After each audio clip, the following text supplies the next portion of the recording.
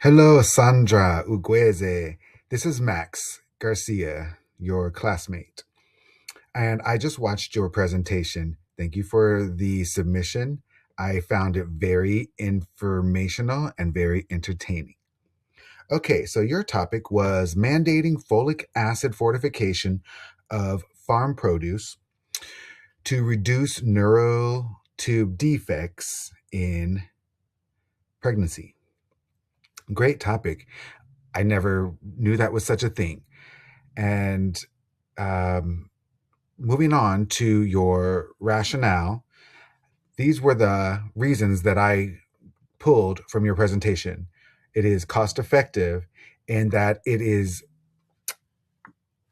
less expensive to treat neural tube defects prior to birth than dealing with the costly treatments after for children born with defects such as the spina bifida and the others that you mentioned that I can't recall. Uh, there are proven results that this works. I recall the example about adding folic acid to cereal, and that caused a reduction in birth defects. That was a great example. Also, the ability to strengthen community resilience. And finally, it is preventative healthcare, an upstream solution. These are all fantastic reasons to support your policy. For your evidence, I believed, yes, that was the example about the cereal. There were other things in there as well, but the cereal example stood out most to me. Stakeholders, you had very good examples with great rationales for stakeholders, but I feel like you might have excluded mothers, expectant mothers, as another group of stakeholders. As far as your opposition, I recall that you had some very good strategies on how to answer that opposition, such as providing subsidies to produce farmers and offering alternative labeling to those advocacy groups, those organic food advocacy groups. As far as your house selection, I didn't really have much to say about that, especially since I don't know much about the different chambers of government, even in my own presentation. But let's see. I thought your section on that was very well thought out and very well explained.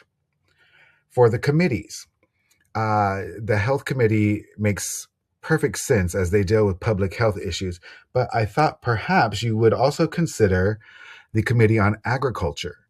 Maybe they could work together to support your bill.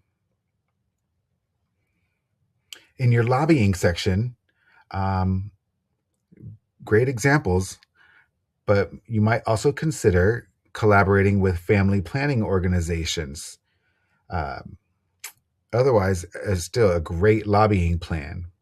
For your media engagement, you mentioned press releases and things of that nature, which are fabulous ideas. But I would also recommend that you consider social media outlets such as TikTok, Facebook, and YouTube, where you can post your interviews, your press results, and engage even more people that maybe don't watch news or typically receive their updates the way you and I probably did when we were young.